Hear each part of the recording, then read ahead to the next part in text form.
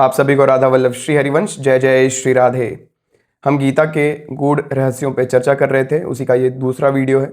और ये चर्चा हम साधक संजीवनी टीका, जो कि श्रीमद् भगवद गीता की टीका है, जिसको कि परम श्रद्धेय परम पूजनीय प्रातः स्मरणीय स्वामी राम सुखदास जी महाराज ने की है हमारे लिए, कि ताकि हमको भगवत कृपा से हमको गीता अच्छे से समझ में आ जाए, सरल तरीके से समझ में आ जाए और हम अपना उद्धार खुद कर सकें। इस चीज़ को मद्देनज़र रखते हुए प्रभु की अनुकंपा से स्वामी राम सुखदास जी ने हमें ये ग्रंथ प्रदान किया है।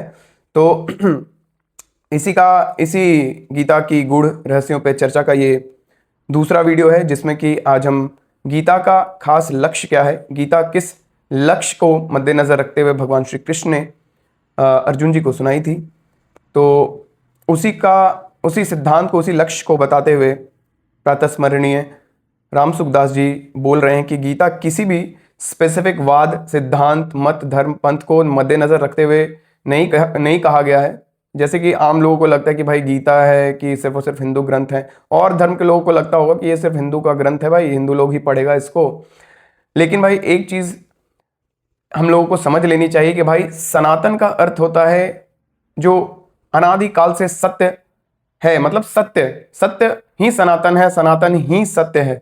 जैसे पानी का धर्म है प्यास बुझाना, बहना, उसका प्रॉपर्टी है बहना, उसका काम है पानी बुझाना, उससे आप कपड़ा धो सकते हो। तो उससे कोई मुसलमान कपड़ा धोए, कोई क्रिश्चियन कपड़ा धोए, कोई पारसी कपड़ा धोए, चाहे कोई हिंदू कपड़ा धोए, भाई पानी कपड़ा धो ही देगा, उसका वो गुण है, पानी प्यास बुझा ही देगा, उसका कोई गुण है। अब उसमें आप कोई भी लेबल चिपका दो, चाहे बिस्लेरी का लेबल चिपका दो, चाहे किसी और कंपनी का लेबल चिपका दो, पानी का जो धर्म है वो पानी का धर्म, प्यास बुझाने का, बहने का जो धर्म है वो उस धर्म को बोलते हैं सनातन।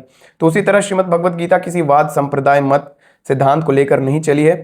इसका सिर्फ और सिर्फ एक ही उद्देश्य है, वो है कि जीव आत्मा अपना कल्याण कर ले, ठीक है। और सभी जीवात्मा है भाई, है ना, चाहे वो किसी भी धर्म, जाति, पंथ, कुल का हो, वो जीवात्मा ही है जो कि शरीर धारण किए हुए। तो गीता का मुख्य लक्ष्य यह है कि मनुष्य किसी भी वाद, मत, सिद्धांत को मानने वाला क्यों ना हो, उसका प्रत्येक परिस्थिति में कल्याण हो जाए। कल्याण हो जाए का मतलब होता है कि जीवात्मा परमात्मा को प्राप्त कर ले। मनुष्य देह धारण करने का सिर्फ और सिर्फ एक ही क्या बोलते हैं उसका उद्देश्य है कि जीवात्मा परमात्मा की प्राप्ति कर ले, क्योंकि अन्य योनियों को कर्म करने का अधिकार नहीं है, और सिर्फ मनुष्य योनि में ही कर्म करने का अधिकार है, और चूज करने का भी अधिकार है कि हम या तो संसार को चूज कर लें या तो भगवान को चूज कर लें, ठीक है। तीन चीज के अलावा और कुछ है नहीं इस पूरे चराचर जगत में। क्या क्या? ब्रह्म, जीव और माया। ब्रह्म कौन? भगवान। जीव कौन? हम जीवात्मा। और माया कौन? ये पांच भौतिक शरीर, ये जितना भी ब्रह्मा जी के द्वारा रचित जो भी संसार हम देख रहे हैं, यही माया है, ठीक है। तो अब हमें क्या करना है भाई? हमको चूज करने का अधिकार है कि या तो हम संसार को चूज कर लें या तो हम भगवान को चूज कर लें। ऐसा बैलेंस बना के चूज नहीं कि भाई संसार भी रखे हैं और क्या बोल रहे हैं, भगवान को भी पाना चाहते नहीं, ऐसा नहीं होगा भाई। प्रेम गली अति सांकरी जामे दो ना समाए, ठीक है। आप संसार भी साथ में रख के सोच रहे हो कि भगवान को भी पालोगे, तो ऐसा पॉसिबल नहीं है। ये हम अपने एक्सपीरियंस से नहीं बोल रहे हैं भाई, ये महापुरुष जन का और खुद भगवान का ही वाणी है ना। भगवान क्या बोल रहे हैं? सबकी ममता ताग बटोरी, मम पद मन ही बांधी बरडोरी। जितना भी तुम मोह ममता फैलाए हुए हो भाई इस संसार में, सबको एक तरफ खींच के उस ममता के रस्सियों का बांट करके एक मोटी रस्सी बना के मेरे चरण में बांध दो भाई। कहां संसार के पीछे पड़ रहे हो, काहे दुख भोग रहे हो, ठीक है। तो जो यहाँ पे कल्याण का बात कहा गया है, कल्याण का मतलब है कि जीवात्मा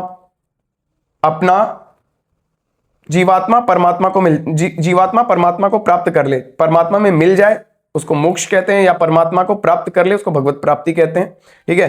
तो इसी को कल्याण कहा गया, ठीक है। और इतना बड़ा डाउट हमारे मन में, जितने भी मठ, मंदिर, तीर्थ भूमि, सत्संग भूमि, जितने आप भारत भूमि में या अन्य किसी जगह पे मंदिर, तीर्थ स्थल, ये सब देखते हैं ना, उसका सिर्फ और सिर्फ एक ही लक्ष्य है, जीवात्मा भगवान को प्राप्त हो जाए और उसका कोई दूसरा लक्ष्य नहीं है। और अगर कोई दूसरा लक्ष्य बताता है तो वो पता नहीं, या तो वो खुद बहुत बड़ा मूढ़ है और मूर्खता में अपना जीवन वो बर्बाद कर रहा है और आपका भी जीवन बर्बाद कर देगा। ठीक है, तो महापुरुष जन जो बोलते हैं, जो भगवत प्राप्त महापुरुष जन जो बोलते हैं, जो भगवान की, जो सच में सच्चे हृदय से, साफ हृदय से भगवान की प्राप्ति के मार्ग में चल रहे हैं, भगवान से प्रीति कर बैठे हैं, भगवान से प्रीति करते हैं और उनके जीवन में किसी तरह का कोई वासना नहीं बचा है ना, और मतलब वही आपको सही डायरेक्शन बता सकते हैं। नहीं तो यार आज के टाइम में तो क्या ही कहना भाई, 99% आपको सच से दूर करने वाले मिलेंगे, सत्य से दूर करने वाले मिलेंगे, कोई सत्य तक पहुंचाने वाला नहीं मिलेगा। ठीक है, तो आगे बढ़ते हैं। तो किसी भी वाद मत सिद्धांत को मानने वाला कोई भी जीवात्मा क्यों ना हो, जीवात्मा कौन, हम कोई शरीर तो नहीं है ना भाई, इतना तो पता है सबको। अगर नहीं पता है तो इस चीज पे हमको विचार करना चाहिए कि भाई शरीर यहीं छूट जाएगा भाई, उसके बाद अपने कर्म अनुसार ही हम अलग अलग योनियों में जाने वाले हैं। तो जो जीव है, जो जीवात्मा है, उसका कभी विनाश नहीं होता, वो परमात्मा का अंश है। ठीक है, वो कभी विनाश को प्राप्त नहीं हो सकता, वो अपने कर्म के अनुसार इधर उधर भटक रहा है 84 लाख योनियों में। इसी कर्म बंधन को, इसी 84 लाख योनि में जो जीवात्मा भटक रहा है, वही कर्म बंधन काटने का एकमात्र उपाय तुलसीदास जी बता रहे हैं। कलयुग में, कलयुग केवल नाम आधारा, सुमिर सुमिर नर उतर ही पारा। तो ये जो भव सागर है, ये जो 84 लाख का भव सागर है, ये जो भव समुद्र है, उससे पार होने का कलयुग में सिर्फ और सिर्फ एकमात्र उपाय है, सिर्फ और सिर्फ एकमात्र, और कोई दूसरा उपाय नहीं। कोई यज्ञ, कोई तप, कोई साधन नहीं भगवान को प्राप्ति, भगवत प्राप्ति करा सकता। कोई हमें आनंद स्वरूप से नहीं मिलवा सकता, कोई हमें आनंदित नहीं कर सकता। नहीं तो इतना धन दौलत पाने के बावजूद आप देखते हो कि लोग क्या क्या कदम उठा लेते हैं और फिर भी तृप्ति नहीं है ना भाई, तृप्ति नहीं है। सांसारिक कोई भी बिल्डिंग, पैसा कौड़ी, धन दौलत, ऐशो आराम जीवात्मा को तृप्त नहीं कर सकता। जीवात्मा जब तक परमात्मा से नहीं मिलेगा तब तक वो तृप्त नहीं हो सकता। ठीक है, तो किसी भी सिद्धांत, मत, पंथ, जाति, धर्म, कुल का क्यों ना हो, जीवात्मा का कल्याण हो जाए, इसी वह किसी भी परिस्थिति में परमात्मा प्राप्ति से वंचित ना रहे, क्योंकि जीव मात्र का मनुष्य योनि में जन्म केवल अपने कल्याण के लिए ही हुआ है। कल्याण करना मतलब भगवत प्राप्ति के लिए ही हुआ है और कोई दूसरा औचित्य नहीं है। और हमें यह भ्रम रहता है कि भाई मेरे किए हो रहा है। हम ऐसा सोचे थे कि हम सोचे थे डॉक्टर बनना तभी हम बन पाए। नहीं भाई, आपको बलात् अगर डॉक्टर नहीं बनना है ना, तो आप एंड समय में किसी दूसरे जगह भगवान आपको सेट कर देंगे। ठीक है, किसी भी एरिया में डॉक्टर, बार्बर, इंजीनियर, रसोईया और ये सब चीज का कमी नहीं होता। हर जगह भगवान व्यवस्था कर रहे हैं और इंसान को अपने मूर्खता के कारण, अपने अहम के कारण ऐसा लगता है कि हम कर रहे हैं। नहीं नहीं भाई, सब भगवान कर रहे हैं। आपका जन्म किस कुल में होगा, किस देश में होगा, किस काल में होगा, कहाँ किस योनि में होगा, कौन डिसाइड कर रहा है? भगवान ही तो डिसाइड कर रहे हैं ना। कर्म का फल किसको कब कैसे देना है कौन डिसाइड कर रहा है? भगवान ही डिसाइड कर रहे हैं ना। तो भाई कुछ लोग ज्यादा पढ़ लेते हैं तो अपने आप को बहुत ज्यादा समझदार समझने लगते हैं। तो कुतर्की जनों से तो मेरा ऐसा मानना है कि हमें कुतर्क नहीं करना चाहिए, लेकिन कभी कभी थोड़ा ज्यादा अगर हो जाए तो वहां पे उठ के बोलना भी चाहिए। ठीक है, आगे बढ़ते हैं। तो कि यहां पे स्वामी रामसुखदास जी महाराज बोल रहे हैं, वो किसी भी परिस्थिति में रहे, वो परमात्मा प्राप्ति से वंचित ना रहे। भाई ऐसा कोई सोचता है कि भाई मेरे जीवन में तो बहुत कष्ट है यार, हम तो कोई पूजा पाठ ये सब नहीं जानते हैं, मेरे को कैसे भगवान की प्राप्ति होगी? अरे भाई, कलयुग केवल नाम आधारा, सुमिर सुमिर नर उतर ही पारा। नाम जप करो, दबा के करो, जितना हो सके उतना करो। भगवान का सुमिरन चलता रहे। आप जितना भी कर्म कर रहे हो, जो भी कर्म कर रहे हो, कोई डॉक्टर है, कोई इंजीनियर, कोई स्कूल स्टूडेंट है, कोई टीचर है, भाई उसको भगवान का मान के करो ना कि भगवान मेरे को टीचर बनाए हैं। जो स्टूडेंट्स हैं, अगर कोई टीचर है तो वो ये समझे कि भगवान ने मुझे इस टीचर की उपाधि प्रदान की है, इस ज्ञान का सिर्फ और सिर्फ एक ही स्रोत भगवान है। ये झूठ थोड़ी एक्सेप्ट करने बोला जा रहा है, सत्य है भाई, सब ज्ञान के स्रोत भगवान ही है। ठीक है, तो ये उपाधि मुझे भगवान के द्वारा प्राप्त हुई है, भगवान के द्वारा ये लीला करने के लिए मुझे ये शरीर दिया गया है। और ये जो बच्चे बैठे हैं ये भगवत स्वरूप है, सब भगवत स्वरूप है। ये बच्चे भगवान ही बच्चों का रूप लेके मेरे सामने आए हैं। मुझे पढ़ाने का काम दिया गया, इसको भगवान का काम मान के प्राणपन से करिए। भगवान का काम मानिएगा तो प्राणपन से ही करिएगा। कोई इसमें फ्री टाइम नहीं ढूंढिएगा कि भाई फ्री टाइम मिले कि हमको पढ़ाना ना पड़े, या भागिएगा अपने कर्मों से। ठीक है, तो ऐसा मान के अगर करिएगा, नाम जप करते रहिएगा, प्रभु का स्मरण करते रहिएगा, तो भगवत प्राप्ति निश्चित है भाई। ऐसा मेरा कहना नहीं है, ऐसे महज्जन महापुरुषों का कहना है। तो महापुरुषों का कहना, अपना कहना भगवान अपना मान टले टल जाए, भक्त का मान न टलते देखा। भाई अपना मान उनका अपना कहा हुआ बात भले ही झूठा हो जाए, लेकिन संत जन, गुरुजन, उनके प्रेमी जन अगर कुछ कह दें तो वो चीज़ वो झूठ, वो चीज़ वो मान के ही रहते हैं, वो चीज़ वो करते ही हैं, है ना। तो इस चीज़ को हमें मान लेना चाहिए, जितना जल्दी मान लेंगे उतना जल्दी हमारा उद्धार होगा, ठीक है, कल्याण होगा। तो जीव मात्र का मनुष्य योनि में जन्म केवल अपने कल्याण के लिए ही हुआ है। संसार में ऐसी कोई भी परिस्थिति नहीं है जिसमें मनुष्य का कल्याण ना हो सकता हो, कारण कि परमात्म तत्व प्रत्येक परिस्थिति में समान रूप से विद्यमान है, ठीक है। हम किसी भी परिस्थिति में रहे, हम ऐसा नहीं सोचेंगे कि भाई हमको सब कुछ छोड़ना पड़ेगा। ऐसा बहुत बड़ा भ्रम हमारे दिमाग में बैठा रहता है कि हम सब कुछ छोड़ देंगे तो ही हमको भगवान मिलेंगे। नहीं भाई, ऐसा नहीं है। जिस भी परिस्थिति में आप हो, आपको उसी परिस्थिति में परमात्मा की प्राप्ति हो जाएगी, क्योंकि परमात्मा हर एक कण कण में अपने पूरे पावर के साथ विराजमान है, ठीक है। आपके हृदय में भी विराजमान है, आपके शरीर में भी विराजमान है, living thing, non living thing, सब भगवान ही है। तो आपको करना क्या, हमको बस भगवान पे भरोसा करके उनके आश्रित हो जाना है, बस हो जाएगा भगवत प्राप्ति। भगवत प्राप्ति कोई हमारे बल से होने वाला चीज भी नहीं है, लेकिन भगवान पे भरोसा हो जाए, ये हम कर सकते हैं। और ये भी हम अपने बल से नहीं कर सकते हैं जब तक महजन साधु जन की संगति में नहीं बैठेंगे, सत्संग की छांव में नहीं बैठेंगे, सत्संग के आश्रय में नहीं बैठेंगे। और सत्संग भाई शुद्ध सत्संग, सच्चा सत्संग, है ना। पाखंडी जनों का सत्संग नहीं, जो कुछ भी आए भाई बक रहे हैं। भाई आज कलयुग जैसे जैसे अपना प्रभाव दिखाते जाएगा, ये सत्संग रूपी परम औषधि छुपते चला जाएगा भाई, मतलब विलुप्त नहीं होगा, मतलब छुपते चला जाएगा। बहुत कम ही लोग होंगे जो सच्चे सत्संग तक पहुंच पाएंगे। और आपको एक और बात बता दे भाई, सच्चे सत्संग तक पहुंच जाने का सबसे सरल मार्ग क्या है पता है? सेवा किसे कहते हैं? जिसके बदले में हम कुछ ना चाहें, ठीक है। अब जैसे कि हम अपने पत्नी को प्रेम कर रहे हैं, अपने पुत्र को प्रेम कर रहे हैं, अपने माता पिता को प्रेम कर रहे हैं, अपने पड़ोसियों को प्रेम कर रहे हैं, सब जगह प्रेम कर रहे हैं, सच्चे हृदय से कर रहे हैं ना, तो वो सेवा हो जाएगी, वो भगवान की सेवा हो जाएगी। भगवान का मान के कर रहे हैं कि यार भगवान इसी रूप में आए हैं, भगवान मुझको इस उपाधि पे बैठाए हैं। जो लोग मेरे पास आ रहे हैं, जैसे कि कोई सरकारी नौकर है, कोई बिजली विभाग में है, मान लो कोई, तो बिजली विभाग में जो कस्टमर्स आ रहे हैं, जो लोग आ रहे हैं, उनको हम प्राणपन से कोई बिना लाग लपेट के सही सरल मार्ग बता के, कोई गरीब है उनका हेल्प करके, उनको भगवान का जन्म मान के, या भगवान खुद इस वेश में आए, ऐसा मान लेंगे ना, और ऐसा मान के अगर कर्म करेंगे तो भाई भगवत प्राप्ति निश्चित है। और करना ही क्या है, और क्या करना है?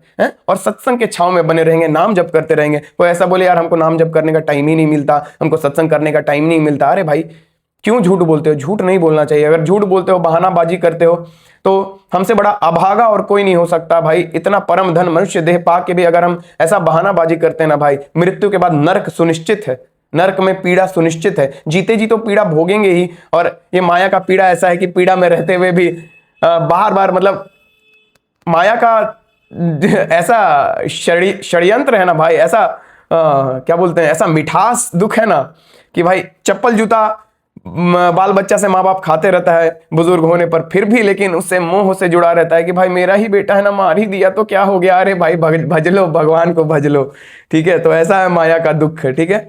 सब दुखी हो तो पता ही है भाई, सब दुखी है ना। भगवान के भक्त जन, भगवान के प्रेमी जन को छोड़ के बाकी सब दुखी हैं, त्रस्त हैं भाई, त्रस्त हैं, ठीक है। अब कैसे हम आपको उतना सूक्ष्मता से समझा पाए। काम क्रोध लोभ मोह एक जगह कोई टिक नहीं सकता भाई, दुख है भाई, भागेगा वहां से कि भाई भागो, यहां हम टिक नहीं सकते। लेकिन प्रेमी जन, महजन देखो एकांत ढूंढते कि कोई मेरे को डिस्टर्ब ना करे, है ना।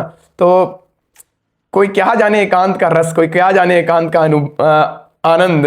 जब भगवदानंद का प्रेम भगवान के श्री चरणों से हृदय में उतरने लगता है, जब गुरुजनों के श्री चरणों से किसी प्रेमी के किसी दास के हृदय में उतरने लगता है, तब क्या उसका आनंद होता है, कैसे ये शब्द से बयां किया जा सकता है भाई, ठीक है।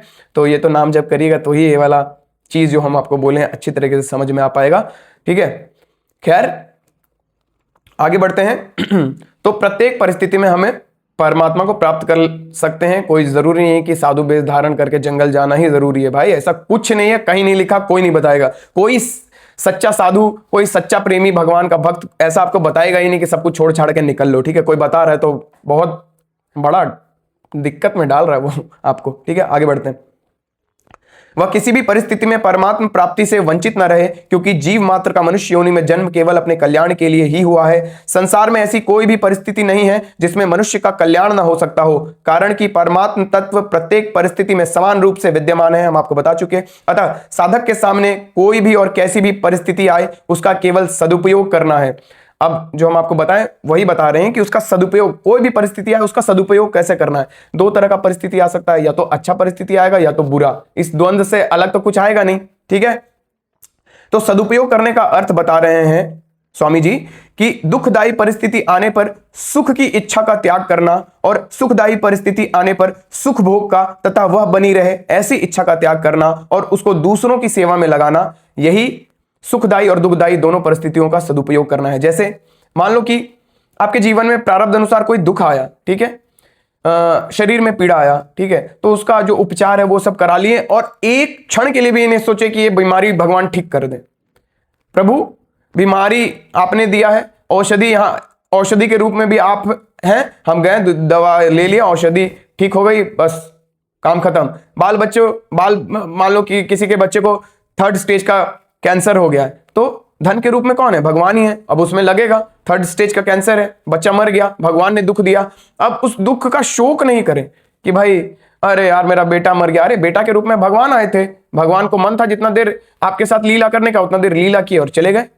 इसमें रोना धोना नहीं करके इस दुखदायी परिस्थिति तुरंत चली जाए ऐसा मन में भाव न लाके उस दुखदायी परिस्थिति को भगवान का प्रसाद मान के सह जाना, सहत सहत बाढ़े भगति, ऐसा अगर हम सह जाते हैं तो वो दुखदायी परिस्थिति का उपयोग करना, सदुपयोग करना हुआ। और सुखदायी परिस्थिति जैसे कि मान लीजिए हमारे पास धन बहुत ज्यादा आ गया है, तो उससे फूला ना समा के और ये धन बना रहे ऐसा ना समा के उसको सदुपयोग लगाना, जरूरतमंदों का हेल्प कर देना, किसी का दुकान खुलवा देना, किसी का इलाज करा देना, अपने माता पिता को सत्संग में ले जाना, साधुओं के संगति करना, ठीक है, साधु जन महत जन, गौशाला में तो देखो भाई हित अम्बरीश महाप्रभु का कहना क्या है?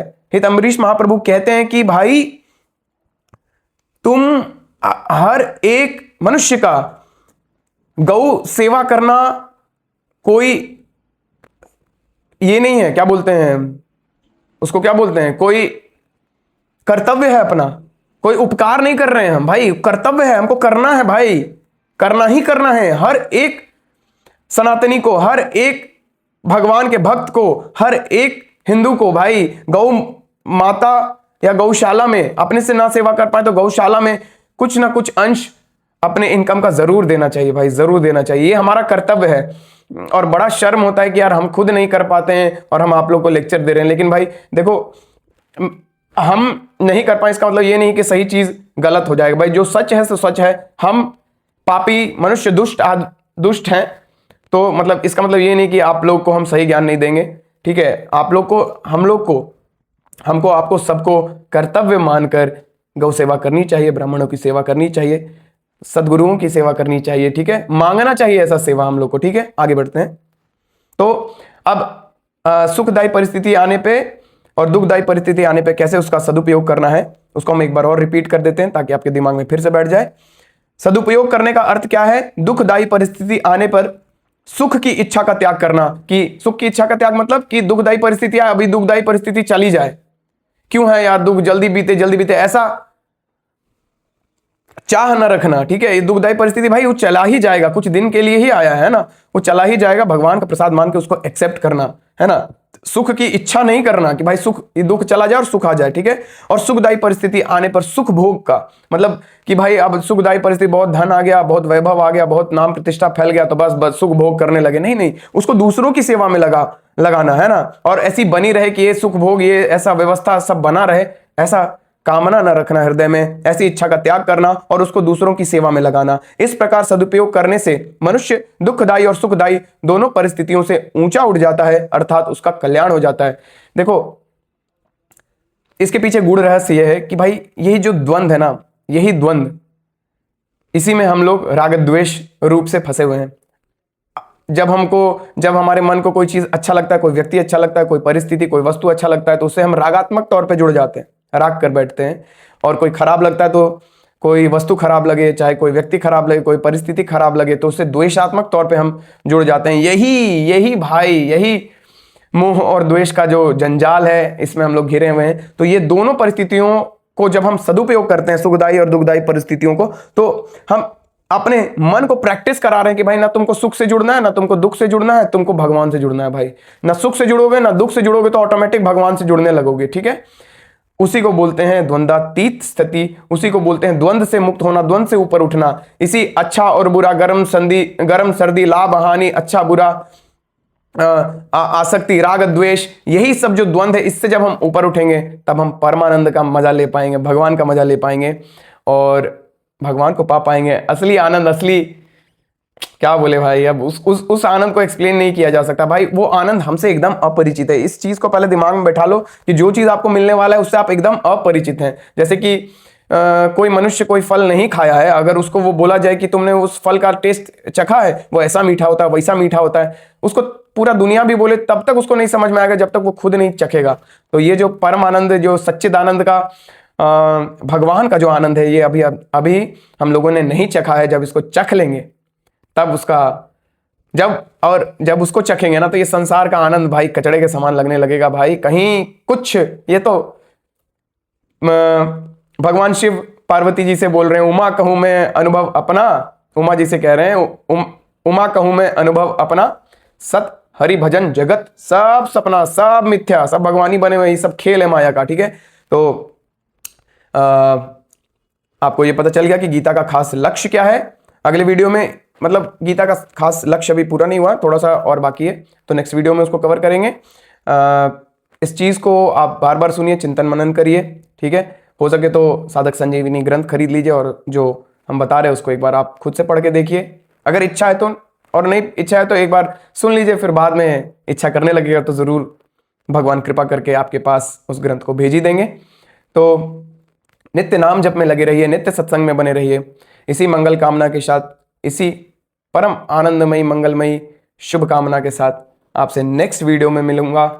तब तक के लिए आप सभी को राधा वल्लभ श्री हरिवंश। जय जय श्री राधे, श्री राधा वल्लभो जयति।